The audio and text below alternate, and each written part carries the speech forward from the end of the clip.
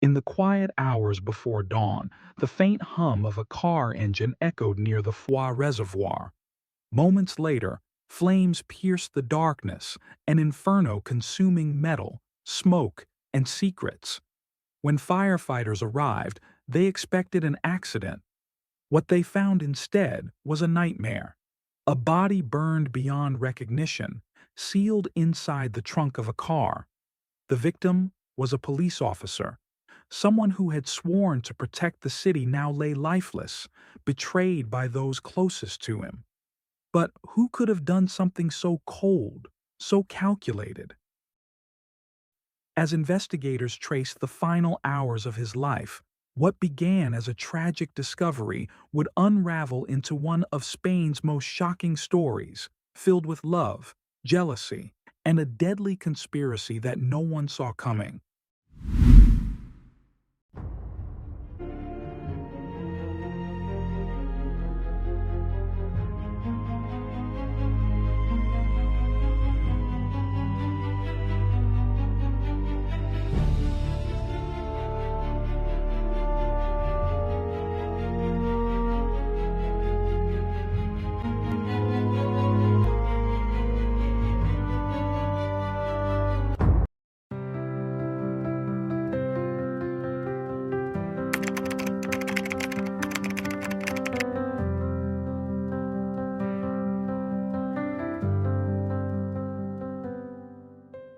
Pedro Rodriguez was born in Barcelona into a troubled and divided family. His relationship with his father and sister was distant, leaving him emotionally tied only to his mother and his brother, Juan Antonio. When their mother passed away, Juan Antonio became Pedro's main source of support, both emotionally and within the family. From a young age, Pedro had an intense passion for motorcycles and sports. Athletic, energetic, and determined, he pursued a career that reflected his love for movement and discipline. In 2008, he joined the traffic division of the Guardia Urbana, the police force that operates exclusively within the city of Barcelona.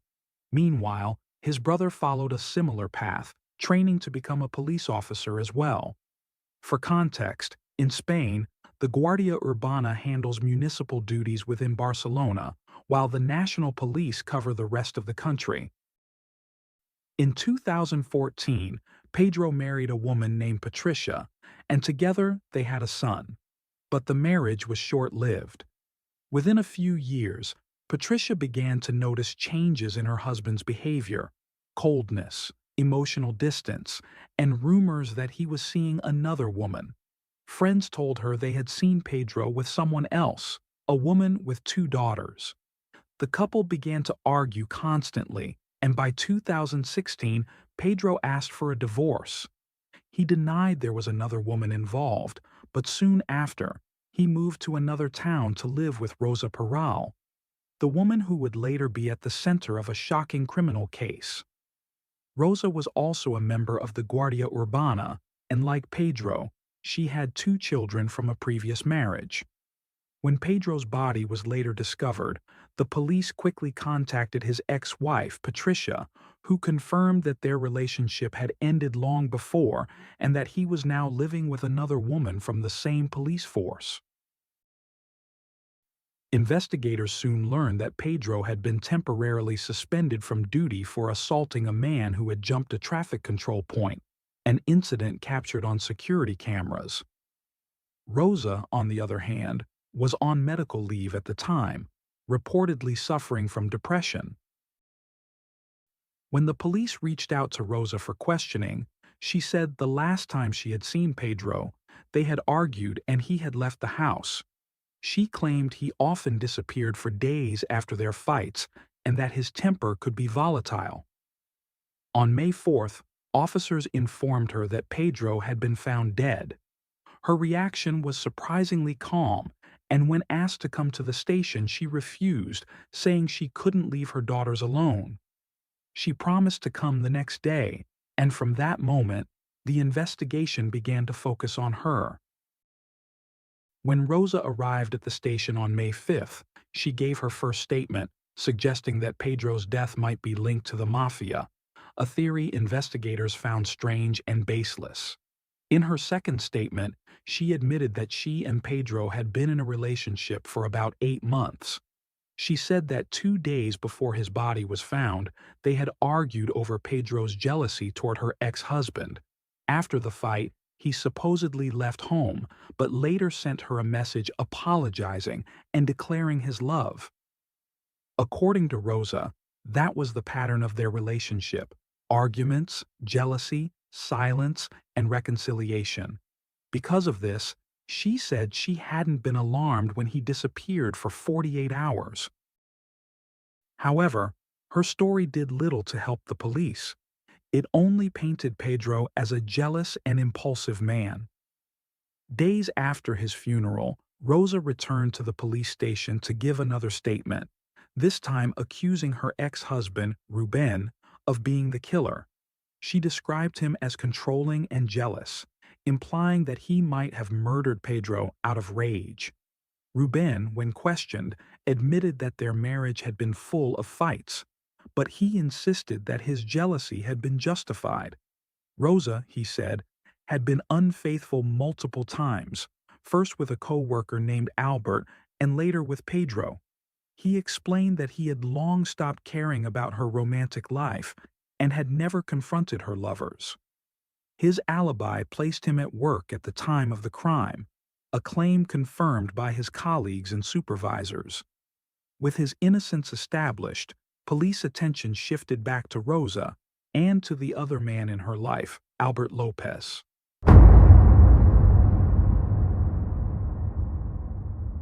Rosa Peral was born on March 27, 1981, in Barcelona.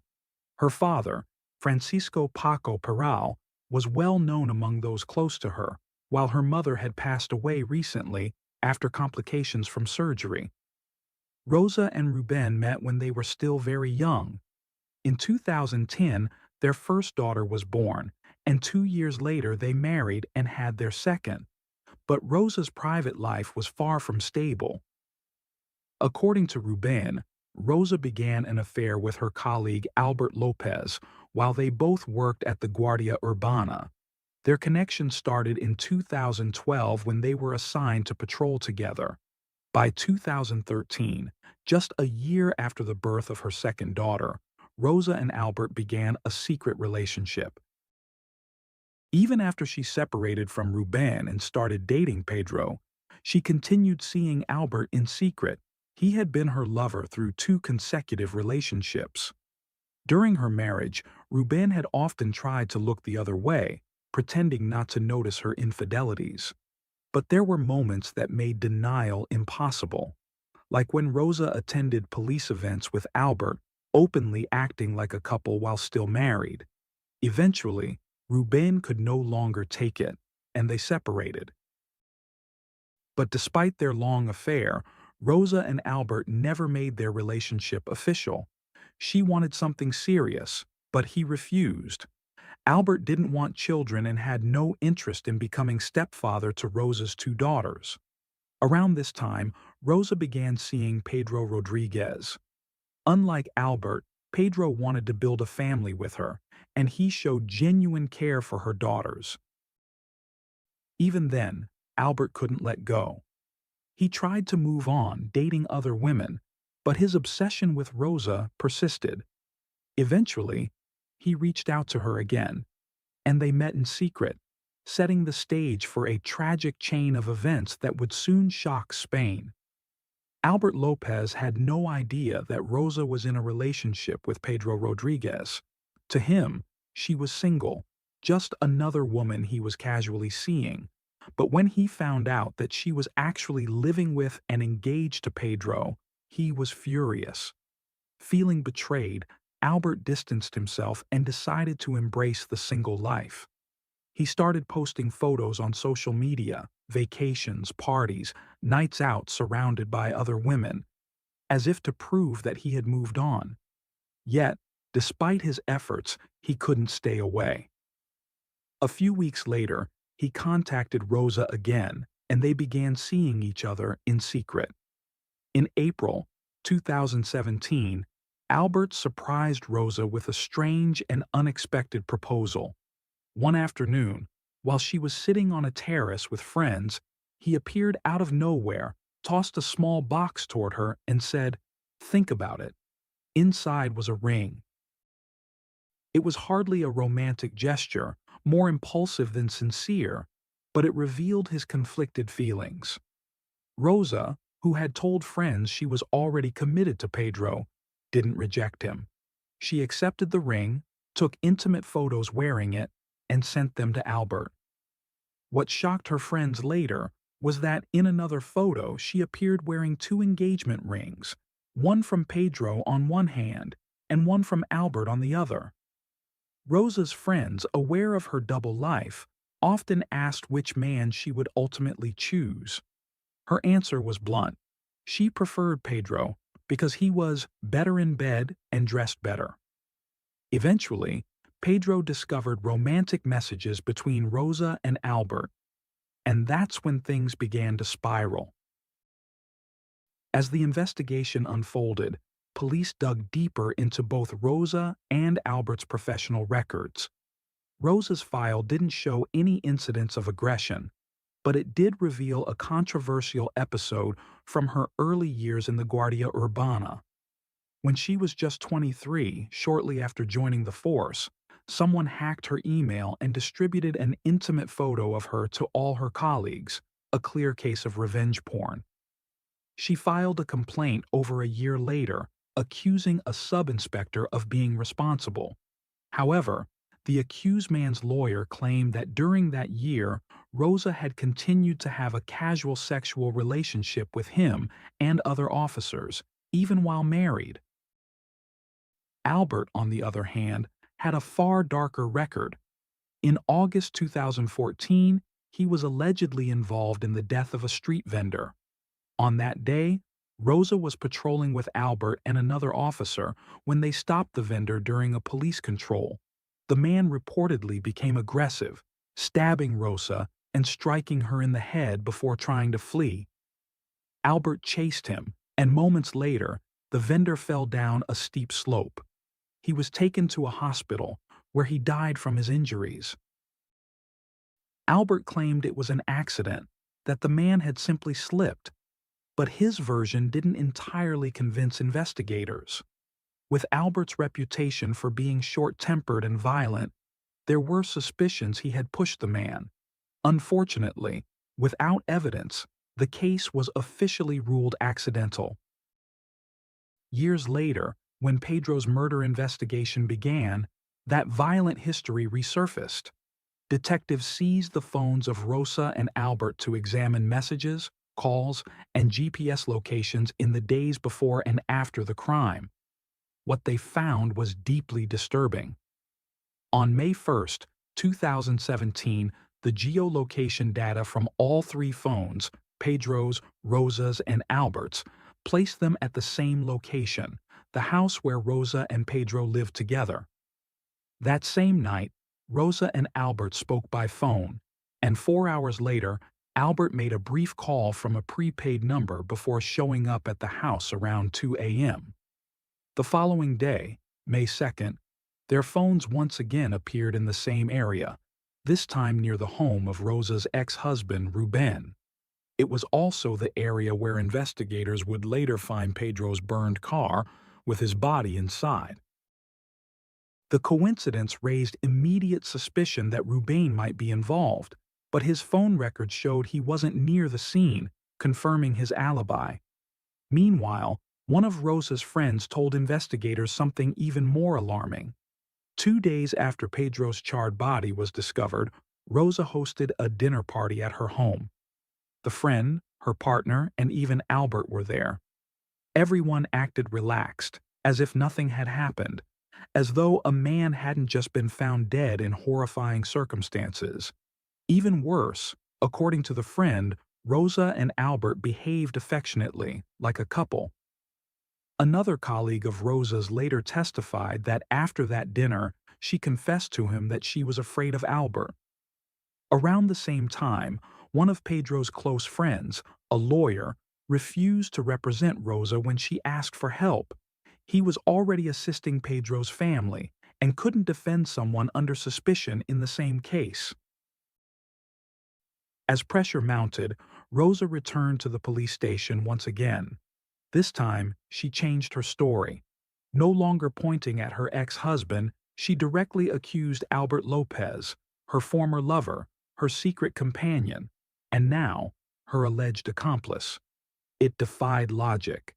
If she truly believed Albert had murdered Pedro Rodriguez, why would she share a meal with him instead of running to the police? The only thing that slightly supported her new accusation was that she had once told a colleague she was afraid of Albert, but even that, investigators suspected, might have been a calculated move to build herself a defense. Eventually, police arrested both Rosa and Albert and searched their homes. In Albert's apartment, nothing overtly suspicious was found, but his car was spotless, unnaturally clean, and filled with the overpowering scent of air freshener, cleaning products, and gasoline. In Rosa's home, luminol tests revealed faint traces of blood on the walls, towels, and various items throughout the house. Investigators also noted fresh paint on certain areas, and that she had recently gotten rid of a sofa and redecorated a specific room, as if attempting to conceal something. Inside a wardrobe, police found Pedro's police badge, ID card, and phone. While it made sense that his belongings would be in the home he shared with her, what raised alarms was that text messages had been sent from that phone after the date Pedro was believed to have died, May 2nd. Someone was clearly pretending to be him. According to forensic evidence, Pedro was killed between 3 and 6 a.m. on May 2nd. That same morning, the GPS locations of all three phones, Rosa's, Albert's, and Pedro's, matched at the couple's home. Later that day, their phones were tracked again near Rubain's house, the area where Pedro's burned car was later found. 2 days afterward, when police first visited Rosa, she refused to let them inside, saying her daughters were asleep. She also showed officers a WhatsApp exchange that she claimed was from Pedro, messages investigators later determined had been sent after his death. When police finally brought Rosa and Albert in for questioning, they used a technique meant to expose contradictions. Each time one of them made a statement, officers relayed it to the other to see how they would react. As expected, both pointed fingers. Rosa blamed Albert, and Albert blamed Rosa. It was evident that one, or perhaps both, were lying. In 2018, a new piece of testimony emerged. A neighbor, who had secretly been romantically involved with Rosa, told police that on the night of May 2nd, he had messaged her asking about the sound of a chainsaw coming from her house. He admitted he hadn't reported it earlier because of their affair. He didn't want to expose the relationship. He also revealed that whenever Pedro got angry and left home, Rosa would call him over, implying that their encounters often happened while Pedro was away. Investigators searched for the chainsaw, but never found it. By February 2020, 3 years after the crime, the long-awaited trial began. It was one of the most followed cases in Spain, filled with sensational twists and salacious revelations. The hearings were lengthy, and because of the COVID-19 pandemic, many sessions were held in empty courtrooms. Rosa herself missed several sessions after testing positive for the virus. On the stand, she claimed that Albert was the one who had killed Pedro. She said that in the early morning hours of May 2nd, he arrived at her home, took an axe, and attacked Pedro while she ran upstairs to protect her daughters. Rosa insisted she was a victim, that Albert was violent and had even hit her in the past during police outings. She said he forced her to help clean the crime scene afterward, threatening her if she refused. Albert, for his part, told a completely different story. He claimed that when he arrived, Pedro was already dead and that Rosa asked him for help getting rid of the body. He said she manipulated him, that she wanted to frame her ex-husband Ruben, and that's why they went to his neighborhood to burn Pedro's car. In doing so, Albert effectively confessed to participating in the cover-up, sealing his own fate. Perhaps the most chilling testimony came from Antonia, the stepmother of Rosa's daughters. She told the court that the children had seen their mother covered in blood and that they had watched her lead Pedro down the stairs that night. The girls described him as disoriented, walking like a robot, suggesting he might have been drugged. Investigators believed he was likely sedated with medication he took for sciatica, pills that were missing from the house. A fellow inmate of Rosa's later testified that Rosa had privately confessed to her, saying she had indeed given Pedro the medication dissolved in water to calm him down after a heated argument. Once he was incapacitated, she and Albert carried out the killing. That night, the two left the house in separate vehicles, Rosa driving her car, Albert behind the wheel of Pedro's. They drove to the Foix Reservoir, where they set Pedro's car on fire with his body inside. In the end, investigators concluded that the motive behind the murder was twofold. Rosa and Albert wanted to eliminate Pedro so they could continue their affair without interference, and they also hoped to frame Rosa's ex-husband Ruben, with whom she was locked in a bitter custody battle over their daughters. But their plan unraveled. Prosecutors demanded 25 years in prison for Rosa and 24 for Albert, arguing that they had drugged Pedro to render him helpless before killing him. The evidence pointed clearly to premeditation and cruelty. In 2021, the court delivered its verdict. Both Rosa Peral and Albert Lopez were found guilty of the murder of Pedro Rodriguez. They were also ordered to pay nearly €885,000 in compensation to Pedro's family. Rosa received 25 years in prison for aggravated murder due to her relationship with the victim. Since she had been incarcerated since 2017, she had already served about 6 years at the time of sentencing. Albert was given 20 years and had been behind bars for the same duration. During his imprisonment, Albert reportedly took part in rehabilitation programs and expressed remorse, acknowledging his role in the crime, an attitude that could grant him limited prison privileges. Both Rosa and Albert attempted to appeal their sentences, but Spain's Supreme Court dismissed their requests. Still, Albert's confession opened a small possibility for Rosa's case to be reconsidered in the future. Even behind bars, Rosa Peral's life continued to attract public attention. Reports surfaced of her engaging in relationships with other inmates, both men and women. One woman claimed Rosa had become obsessed with her, while another inmate said she overheard details about the affair.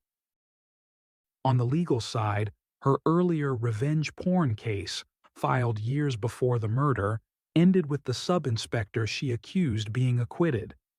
Even though Rosa had submitted a recording in which the man allegedly admitted to leaking her intimate photo, the court ruled that the audio was inconclusive and that the computer used for the leak was never found. And remember Albert's earlier involvement in the death of the street vendor known as El Boniato. According to a fellow inmate, Rosa allegedly confessed that Albert had indeed killed the man, and that afterward he told her he had done it for her, saying no one would ever hurt her again. In more recent years, Rosa launched a lawsuit against Netflix over the series Burning Body, which dramatized her case. She demanded €30 million in damages, claiming the show violated her daughter's privacy and harmed her reputation as a mother. However, because her ex-husband holds legal custody of the children, only he has the authority to pursue such a claim. From prison, Rosa also participated in interviews for the documentary The Tapes of Rosa Peral, where she continued to insist on her innocence. She denied hiding assets from the court, saying she had merely transferred money to her father to prevent it from being seized, not to conceal it. Today, Rosa's daughters, now teenagers aged 15 and 13, still visit her regularly, always accompanied by their grandfather, Rosa's father. Despite everything, he continues to stand by her, convinced of her innocence. Rosa Peral maintains that she was framed, that she loved Pedro and could never have harmed him. Yet to this day, the courts, investigators, and most of Spain remain convinced of the opposite. Her father's unwavering faith in her innocence stands as one of the few remaining fragments of loyalty in a story built on lies, betrayal, and irreversible tragedy.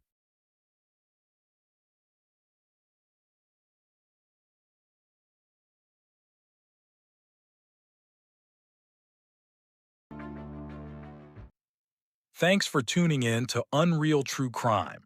If you're intrigued by mysteries from around the world, check out our new channel, Latin Crimes, where we dive into the gripping true crime stories of Latin America. Don't miss out. Subscribe now for more thrilling investigations.